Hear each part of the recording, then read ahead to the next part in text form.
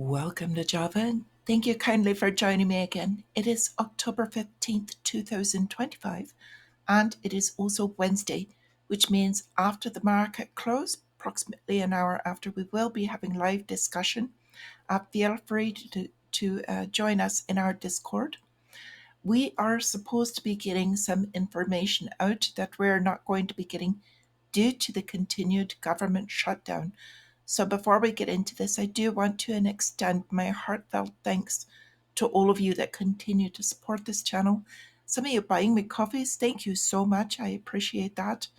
And just supporting with both your comments and your likes because it does make a difference and it's kept me on here. So I thank you for that. So in the meantime, let's get started with what's going on in the markets. Now, fear grade meter has pulled back quite a bit. We're in solid fear territory now. There also was another poll on whether the retailers, in short, believe that we are in an artificial intelligence bubble as far as the stocks. And it came out approximately 72% does believe that we are. So we've got a little bit of tension behind there. And what difference does that make? The sentiment, and why I bring this up, of course, is because as soon as there is anything that is perceived as significant amount of drop or negative news, they will sell immediately. So that could accelerate the movement that we're likely to see soon. So, looking at the 10-year yield, because we always watch the debt market first, this is bonds.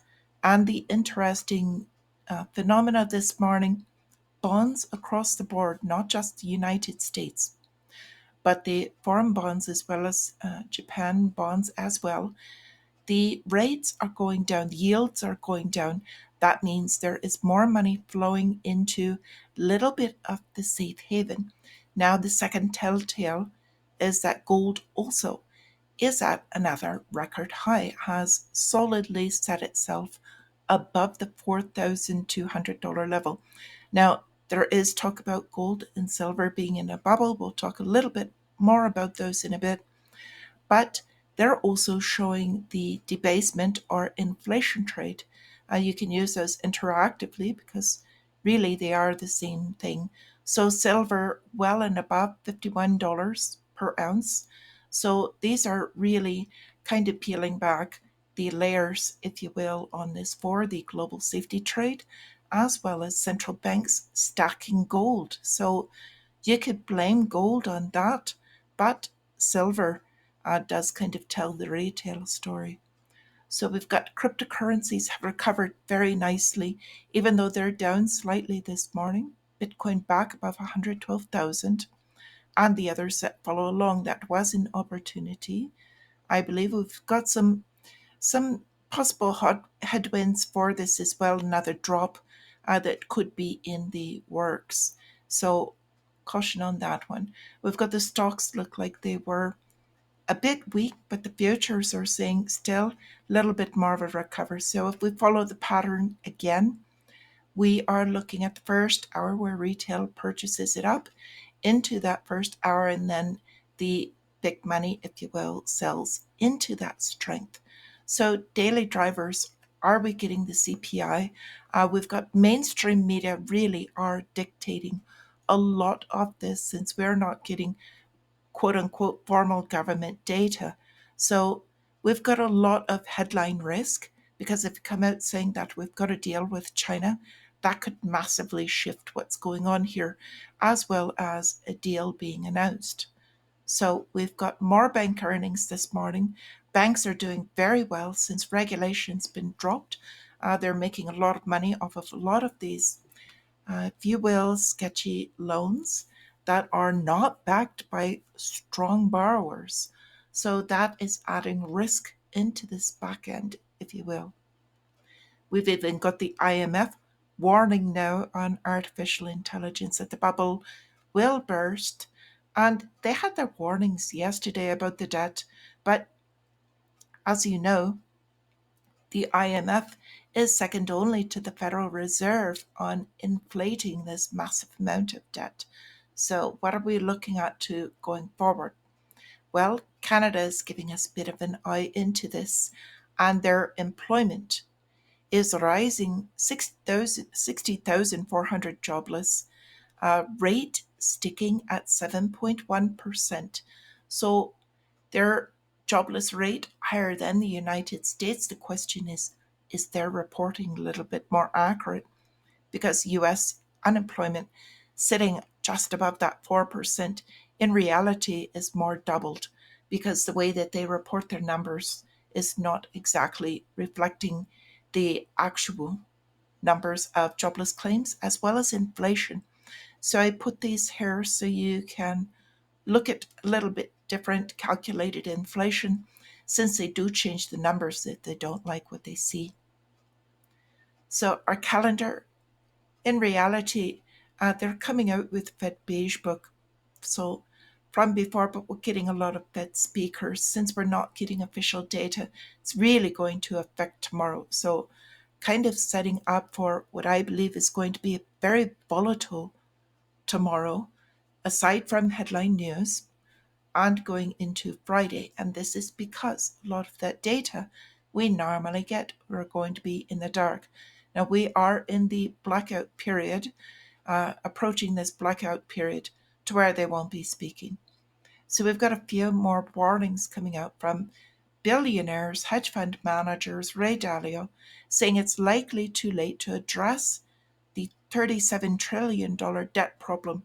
I think they're still going to attempt this, because that would mean more inflation and they can shift the currencies. They are, of course, oh, apologies for that. They are, of course, going into the digital currencies where they can do this at lightning speed. Peter Schiff, who is major gold bug, also warning about this with the US dollar and treasury market. So gold picking up again, as I said, above 4,200. Now it could have a pullback. In my opinion, not financial advice, of course, that would be an absolute opportunity to get back in at a lower price. We've also got an issue with silver. Silver, showing silver squeeze at this moment. The Royal Mint warning of delivery delays as Londoners rush for silver. Well, it's not just those in London. This is becoming a fast spreading issue to where they cannot deliver physical metals. So those that are putting in paper markets are now realizing this is an opportunity, that if they demand the actual physical metal, it does not exist. They have been for a very long time manipulating the price of this precious metal through the paper markets. And we've been talking about that for quite some time here. It's now beginning to manifest. So I also speak about energy. This is another massive deal that we're going to see ripple through. Probably we've seen a little bit of it in the ticker Bloom Energy. There is a new program that they want to put nuclear generators on all army bases. Now they're talking about the energy needs forward, so this will be very interesting, and push, of course, nuclear uranium and the likes a lot higher.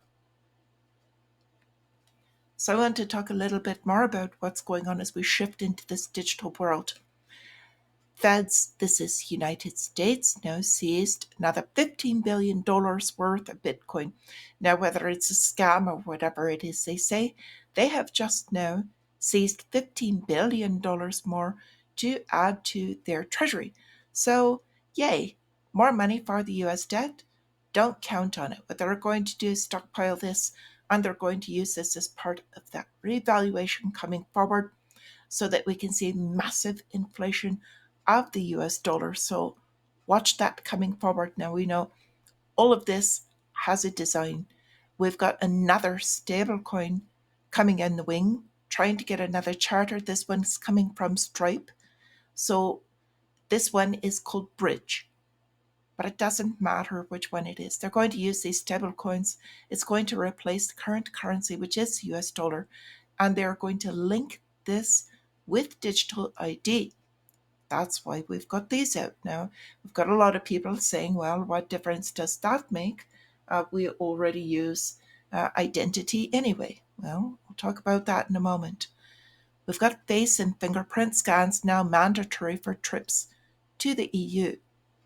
So, if you have done something that they are not in agreement with, or your government decides for whatever reason they don't like what you're doing, you are now locked down and not able to visit particular areas. Now we've got another instance here, Bhutan migrating their national ID system to Ethereum.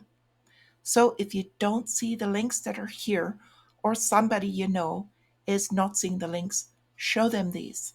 These are direct content, not making this up. We've seen this coming for some time. So now they have chosen Ethereum in particular for their national identities of roughly 800,000 citizens to leverage the network's mutability and decentralization. Now, the problem with this is the national ID and centralized digital ID networks are going to be in a system more likely with the stablecoins, so they can tie in your spending and currencies, and also they have much more control. Now, how else is this going to affect you? Well, this is coming out now as well. Airlines ending fair pricing as they're using artificial intelligence to read your digital life and charge you more for flights. So, aside from flights, this could also happen with food, your travel, everything across the board. Does it sound dystopian? Absolutely. This is what we must resist. And this is through the stablecoin use tied in with digital ID that they're saying at this moment is for security. That is always the way they push it to the population, is through security and safety. Those are awful words. Don't fall for it. We've got Russia handing over the JFK assassination files to a United States lawmaker. Now, why would they have such in depth files? Ask yourself. And portion of that is because there are some agencies involved with this. So, with all of this, I wish you all a wonderful trading day, good day in general. This is the link that you would like to put in if you would care to join us. Just join us at the conference at the time approximately an hour after the markets close. So until I see you again, my friends, resist.